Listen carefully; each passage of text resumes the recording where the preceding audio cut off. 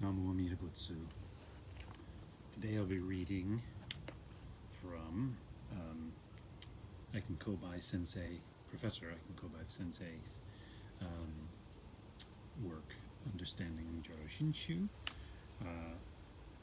And I'll be reading the, I guess it's a introduction / forward by Eiken Kobai Sensei, and then part 1.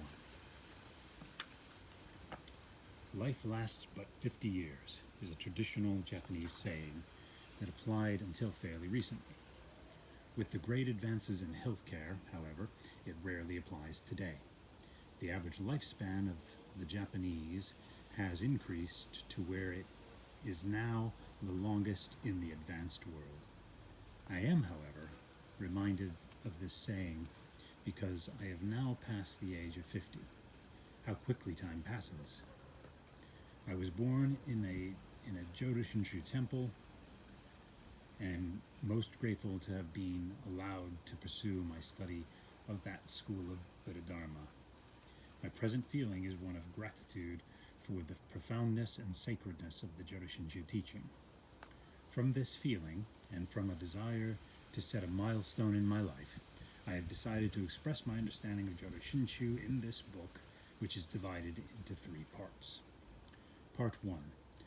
I briefly describe the main events in the Venerable Master Shinran's life, his earliest search for truth, and his efforts to spread that truth to all with whom he came in contact.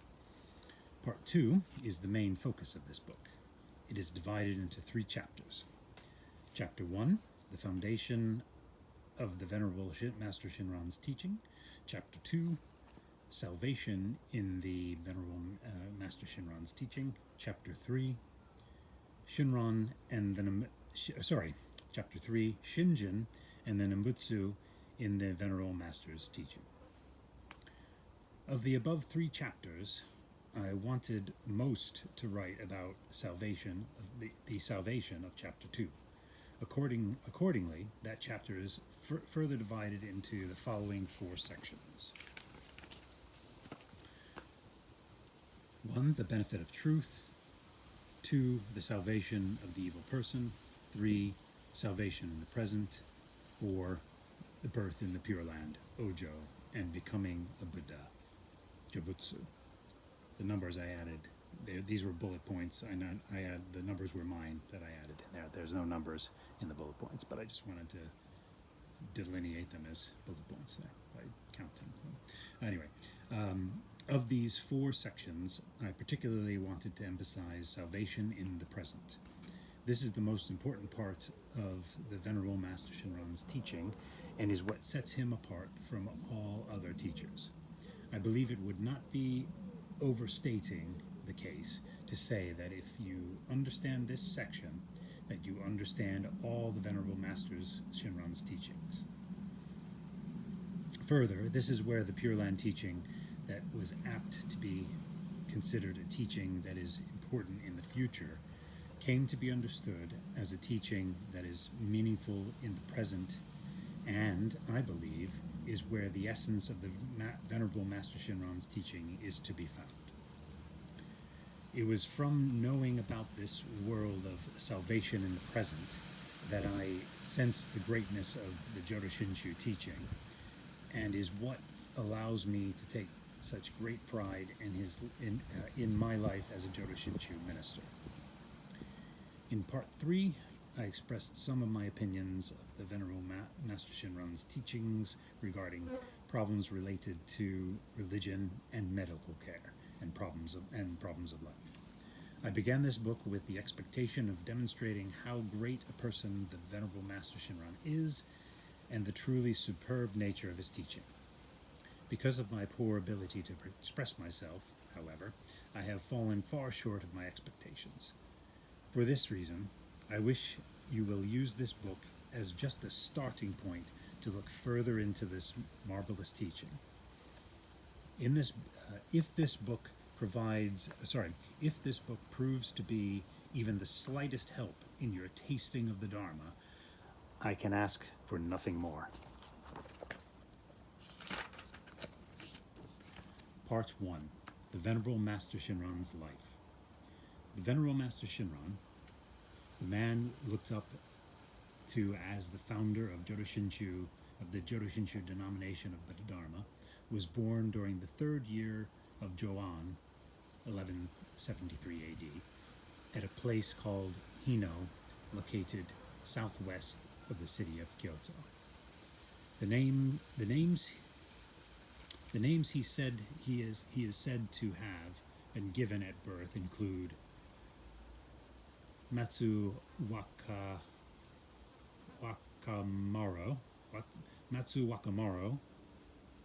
Surumitsu Umaro, and Matsumaro. Apologies for my Japanese lack of pronunciation. That was my own words in there.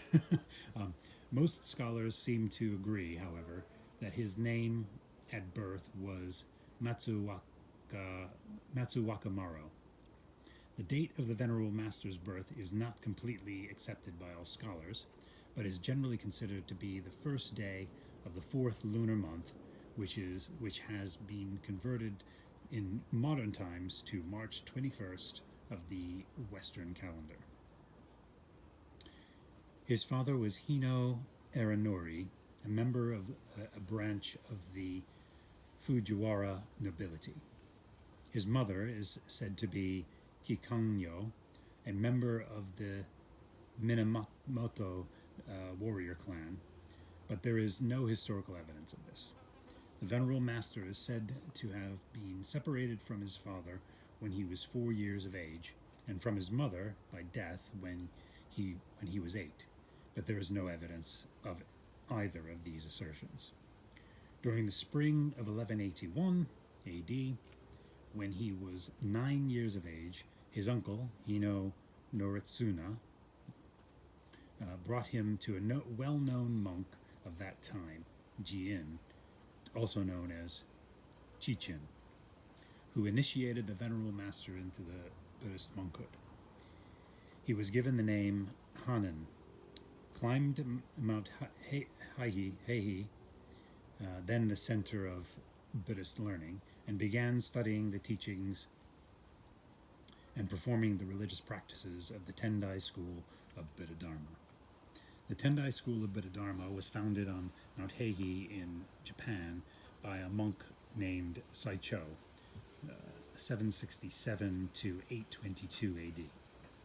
When the Venerable Master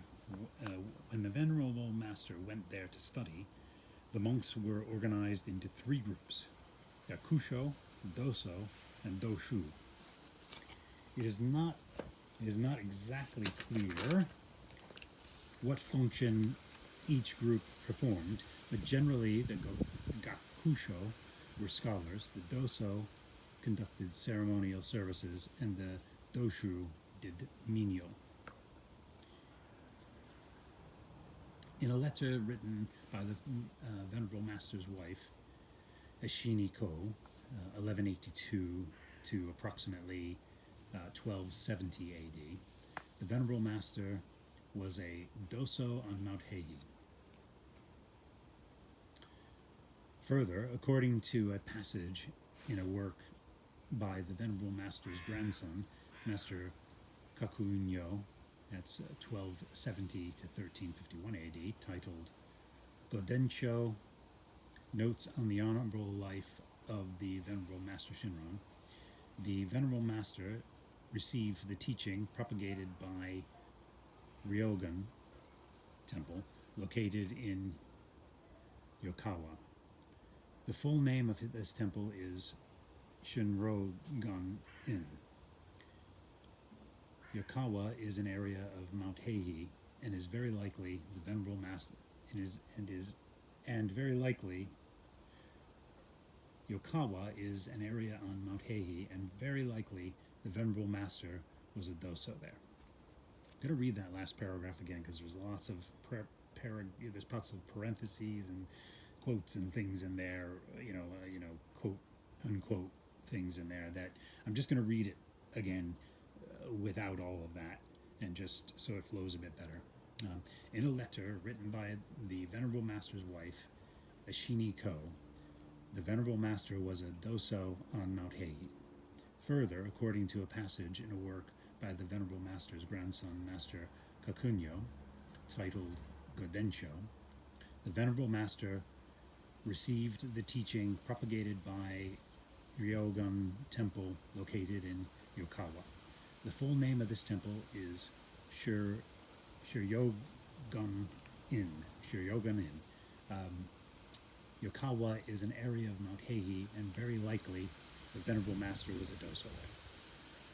Very little is known about what the Venerable Master did during the 20 years that he spent on Mount Heiji. It can be assumed, however, that he followed all of the Tendai religious practices performed there at that time and studied the doctrines of that Buddhist school. Based on his accomplishments later in life, I believe he attained a level of religious study and practice that was unmatched by the other monks. In spite of the life and death struggle he engaged in, however, the Venerable Master did not gain the conviction that he left the world of delusion and entered the way of enlightenment, quote unquote. One of the reasons for this may have been because Saicho's spirit had disappeared from Mount Heiji by then. The level of religious practice and study performed there had fallen, and the Venerable Master may have been extremely disappointed in the religious environment that he found himself.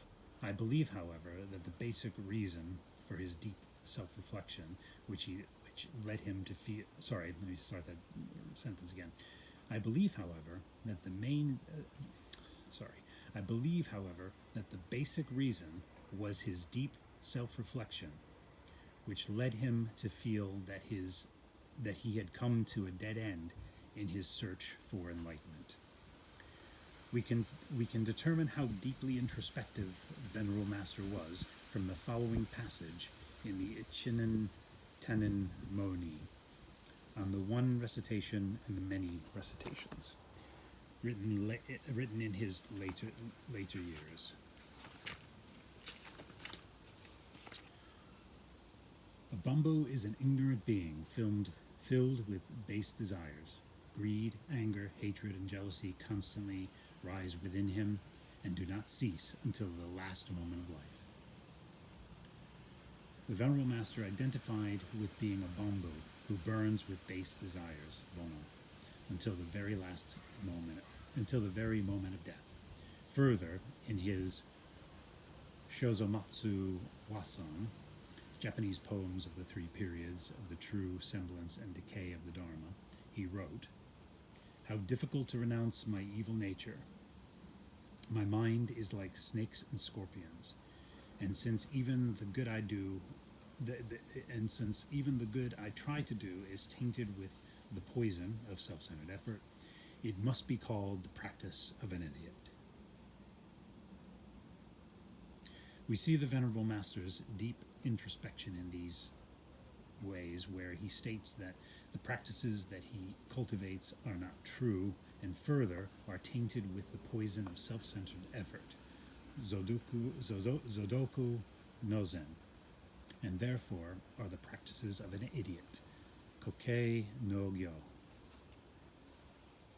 And as the Venerable Master is quoted as saying in Article 2 of Tanisho, Notes Lamenting the Differences, "Since I am incapable of any practice whatsoever, hell will definitely be my dwelling." He came to the realization he could not perform any spiritual practices, let me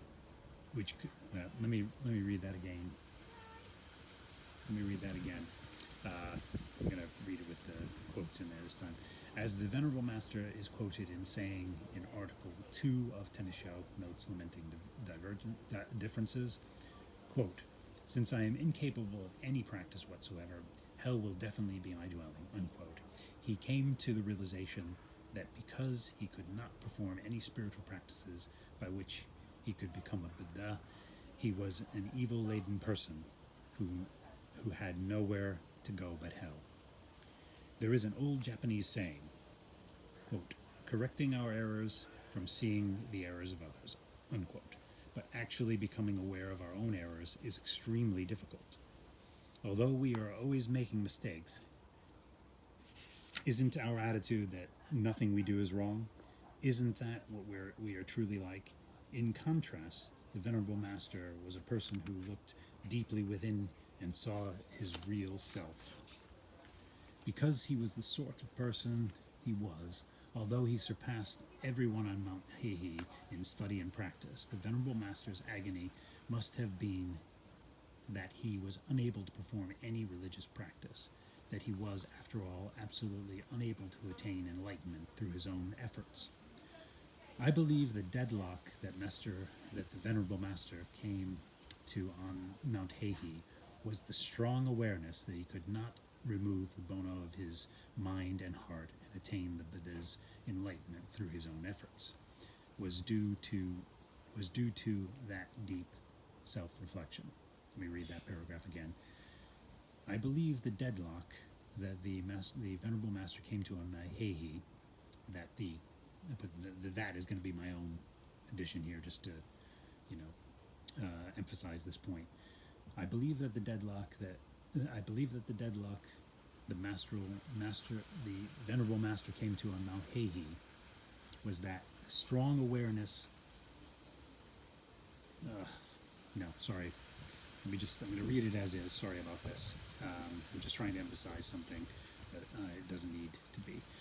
I believe the deadlock that the Venerable Master came to on Mount Heihe, the strong awareness that he could not move the Bono of his mind and heart and attain the Buddha's enlightenment through his own efforts, was due to that deep self-reflection. Further, I believe understanding his deeply introspective attitude is the key to understanding the Venerable Master's teaching. When the Venerable Master was 29 years of age during 1201 AD and came to a deadlock on Mount Heihe, he decided to seek the guidance of Shotoku Daishi, 574 to 622 AD, whom he had revered for a long time. He expressed his reverence for Shotoku Taishi in his Shozomatsu Wasan in the following words. The king of the Dharma in our country, Japan, Shotoku Taishi. The Venerable Master secluded himself for 100 days in the temple named Rokaku-do in Kyoto. He did so because that temple was built by Shotoku Taishi, and because Shotoku Taishi was considered the incarnation of the object of reverence in that temple, Kusei Kanan Bosatsu. The object of reverence in that temple today, however, is Nyorin Kanan Bosatsu. Early on the morning of the 95th day of his seclusion, the Venerable Master had a dream. That dream led him to Master Honen, 1133 to 1212 AD, who was then living at a hermitage in Yoshimitsu. In his Jodo Shinshu, teaching practice, Shinjin, and attainment, the Venerable Master recorded the events of that time in the following way. Quote, I, Gotoku Shuku-ran, ignorant, short-haired disciple of Shakyamuni Buddha, Shinran, i.e. the Venerable Master Shinran, abandoned the miscellaneous practices and took refuge in the primal vow during the Shinyu year of Kennen, unquote. This is why it's difficult to put quotes around everything, because there's quotes within quotes within quotes. So I'm just going to read that again without any quotes, multiple quotes, okay? I, Gotoku Shuku-ran, ignorant, short-haired disciple of Shakyamuni, abandoned the miscellaneous practices and took refuge in the primal vow during the Shinyu year of Kennen. As stated here, the Venerable Master abandoned the miscellaneous practices, the religious practices prescribed in the Tendai school, and relied on the primal vow, Amida Buddha's vow to save all sentient beings during the Shinyu year of Kennen, which is the first year of the Kennen era, or 1201 to 1202 AD. He was then 29 years of age. The Venerable Master clearly states that he abandoned the way of becoming enlightened through his own efforts and entered into the way of becoming enlightened through reliance on Amida Buddha's power to save. Toriki no Michi. In letter 3 of Eshiniko's letters, that's the letters of Venerable Master Shinran's wife, she refers to this event in the following words. The Venerable Master Shinran descended the mountain and retreated to Rokaku-do for 100 days to pray for salvation. In a dream at dawn on the 95th day, Shotoku Daishi revealed a verse indicating the way to take. The Venerable Master Shinran immediately left Rokaku-do and called on Master Honen to be shown the way. And just as he confined himself for 100 days at Rokaku-do, he visited Master Honen for 100 consecutive days, whether it rained or shined, regardless of the obstacles.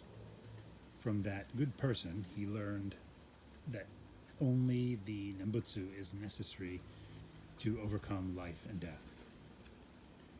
We do not know exactly what Shotoku Daishi's words in the Venerable Master's dream were. They should have been included in Eshiniko's letters, but they are lost. Regarding this, there is a poem titled Byokutsuji that is carved in stone in Shotoku Daishi's mausoleum. In it, Shotoku Daishi states that he is the transformed body of Kuze Kanan, his wife the transformed body of Daishishi, his mother the transformed body of Amida, and that they appeared in this world to save all sentient beings. There are other indications pointing to the Venerable Master being led to Master Honen by Shotoku Daishi, but they cannot be used as historical evidence. At any rate, the Venerable Master seems to have decided to visit Master Honen on the 95th day of his seclusion in Rokaku-do. That was when he abandoned the way of trying to become enlightened through his own efforts and entered the way of relying on Amida Buddha's primal vow. As indicated in Eshiniko's letter already quoted, the Venerable Master studied with Master Honen for 100 consecutive days, earnestly seeking the way that would allow him to leave the world of delusion and suffering and enter the world of enlightenment. The Venerable Master expressed his deep emotions of that time in Koso Wasan, Japanese poems of the eminent monks. After long kalpas and many births, we still did not know the powerful conditions for release. If Genka, Master Honen, had not appeared, this life would also have passed in vain. I was born and died from the endless past, the Venerable Master says, and had been mired in this world of delusion, unable to know the power of Amida Buddha's primal vow that allows me to leave this deluded world. If Master Honen had not lived, and if I had not met him, if Master Honen had not lived, and if I had not met him, I would have continued drifting aimlessly, never to be born in the pure land of enlightenment.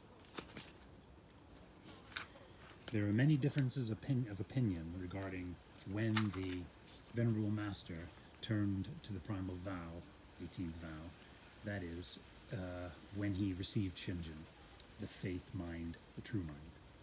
I believe it was at the age of 29 when he met Master Honen. Indications after that age can be considered a deepening of his thought, but I believe absolutely nothing could have swayed his conviction and peace of mind regarding his birth in the Pure Land that he received then. At any rate, when the Venerable Master was 29 years of age, he became Master Honen's disciple and began relying on Amida Buddha's vow power to cause his birth in the Pure Land. That was when he changed his name to Shukka.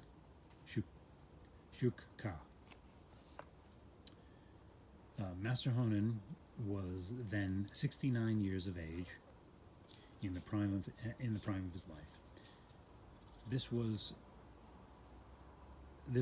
26 years after he established the Jodo Pure Land School of Buddha Dharma at the age of 43, and 3 years after writing his major work, Senjaku Hongan Nembutsu Shu, Selected Passages on the Nembutsu of the Primal Vow. At the request of the regent Kujo Kanazani, when he was 66 years of age. The Venerable Master, too, must have been untiring in his learning all that he could from Master Honen, and that dedicated attitude won Master Honen's trust. 4 years after becoming Master Honen's disciple, on the 14th day of the 4th lunar month of 1205 AD, when the Venerable Master was 13 years of age, he was allowed to make a copy of Master Honen's Senjaku Hongan Nembutsu Shu. Among Master Honen's many disciples, only a select few, including known monks such as Bensho, Shoku, Ryakan, Kosai, Shinka, and Genshin, in addition to the Venerable Master, were allowed to make copies of that work. On the 29th day of the 7th lunar month of that same year, 1205, the Venerable Master again changed his name, this time to Zenshi. That name was personally brushed by Master Honen. Some scholars say the name Shinran dates from that time, however. These matters are described very movingly in the chapter on transformed land of the Jodo Shinshu.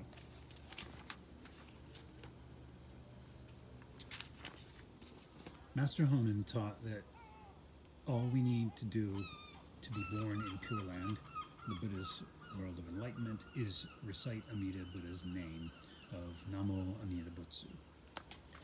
This is referred to as reciting the Nembutsu.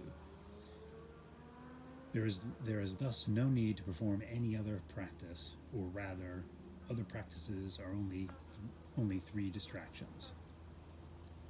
Master Honen taught that following the path of the sages, Shodohon, and performing various practices, Shogyo, are of absolutely no use regarding birth in the Pure Land. Master Honen taught that study and religious practices are unnecessary, and that even the worst people will be saved by the single recitation of Namo Amida Butsu. Many classes of people responded to his teaching, beginning with members of the nobility, such as Regent Kujo Kanazani. They included samurai as well as thieves and prostitutes. Because Master Honen's teachings attracted such a large following, and because he completely denied following this path of sages and performing various practices, the established Buddhist denomination on Mount Heihe and elsewhere began criticizing his teaching. During the 10th month of 1204 AD, the monks on Mount Heihe urged abolishing the Nembutsu teaching because of the overzealous actions of a few of Master Honen's followers. In response to that appeal, Master Honen wrote the Shichi Kajo Kishoman, 7 Rules of Self-Regulation, on the 7th day of the 11th month of the same year. He had 190 of his disciples sign the regulation and presented it to Shinsho, the head member, the head monk of in Ryaku Temple on Mount Heihe. In this document, Master Honen admonishes his disciples to 1. Not criticize other Buddhist denominations. 2. Respect Buddhas and Bodhisattvas other than Amida Buddha. 3. Not urge those who perform religious practices to become members of the selected Nembutsu group. 4. Not advocate drinking intoxicating beverages and eating meat because the teaching of the selected Nembutsu does not have precepts that must be followed. 5. Not criticize followers of the Buddhist precepts for performing difficult practices. 6. Not fear creating evil because they rely on Amida Buddha's primal vow. And finally, 7. Practice self-discipline. The Venerable Master signed the document as Monk Shuka. The Venerable Master signed the document as Monk Shuka, the name that he was then using as the 87th member. This document seemed to have lessened the criticism against Master Honen's group for a while, but during the 10th month of the next year, 1205 AD, a document titled Kofukuji Sojo, Kofuku Temple Petition for Censure, was presented to the imperial court. I will describe the contents of this petition in detail later, but the following are the main points for which Honen was criticized. 1. Establishing a new Buddhist denomination without imperial permission. 2. Drawing a new image of Amida Buddha. 3. Slighting Shakyamuni Buddha. 4. Criticizing the doing of good. 5. Slighting local gods. 6. Unclear on the concept of the Pure Land. 7. Misunderstanding the Nembutsu. 8. Breaking the Buddhist precepts. 9. Creating disturbances in the country. The imperial court was requested to ban the Nembutsu teaching for the above reasons. The then Emperor Gotoba and other members of the imperial court looked on Master Honen's teachings favorably, so they did not take any action at first. Beginning on the 9th day of the 12th lunar month of 1206 AD, however, while the Emperor Gotoba was on a trip to Kumano, several of his favorite concubines determined to abandon the secular world and become nuns under the guidance of Master Honen's disciples named Jaren and Anraku. Let me read that sentence again because I think I got the intonation wrong and the emphasis wrong. Beginning on the 9th day of the 12th lunar moon of 1206 AD, however, while the Emperor Gotoba was on a trip to Kumano, several of his favorite concubines determined to abandon the secular world and become nuns under the guidance of Master Honen's disciples named Jaren and Anraku. This aroused the rage of the emperor, and during the 2nd month of 1207 AD, he ordered the Nembutsu teaching to be suspended. 4 persons, including the above-mentioned Jaren and Anraku, were ordered executed, and 8 persons, including Master Honen and the Venerable Master, were ordered exiled. Master Honen was then 75 years of age. His place of exile was Tosa Province on the island of Shikoku. Other sources say it was to Sanaku province. He was given the criminal name of Fuji Motohiko. The Venerable Master Shinran was then 35 years of age. His place of exile was the province of Ichigo, present-day Niigata Prefecture. He was given the criminal name of Fuji Yoshizani. Regarding this incident, the Venerable Master later wrote the following in the chapter on the transformed land of his Jodo Shinshu. Lords and vassals opposed to the Dharma and justice were indignant and resented the Nembutsu teaching. Suppressing the true Dharma, which teaches that all living beings are blessed with the Buddha's saving grace in an absolute atrocious act, the Venerable Master said in severely criticizing the imperial court, a practically unheard of thing during that time.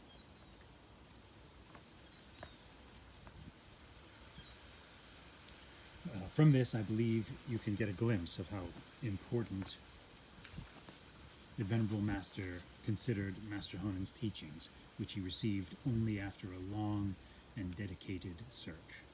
Again, the Venerable Master is quoted as saying in Master Kakunyo's Godensho, notes on the honorable life of the Venerable Master Shinran, if the great Master of Genku, Master Honen, had not been banished from the capital of Kyoto, I would never have been sent to my place of exile. And if I had not gone to my place of exile, how would I have been able to influence the people of that remote area? All of this is due to my master's teaching. The Venerable Master felt that if Master Honen's group had not been banned, he would not have been exiled in Ichigo province. And if he had not been exiled, how would he have been able to spread the precious teaching of the Nembutsu to the people there? The Venerable Master was actually grateful for being exiled, because only then was he able to engage in activity that spread the Nembutsu teaching. From this, I believe we have another glimpse into the Venerable Master's sacred mind and heart that was always concerned with letting others know about Amida Buddha's salvation. After being exiled, the Venerable Master referred to himself as non-monk, non-lay person, Hiso Hizoku. He also called himself Shinran, the ignorant short-haired one, Gotoku Shinran. The term shonin that is associated with his name today means sacred or saintly person, and is an honorific that later generations assigned to him. The Venerable Master Shinran never used it himself.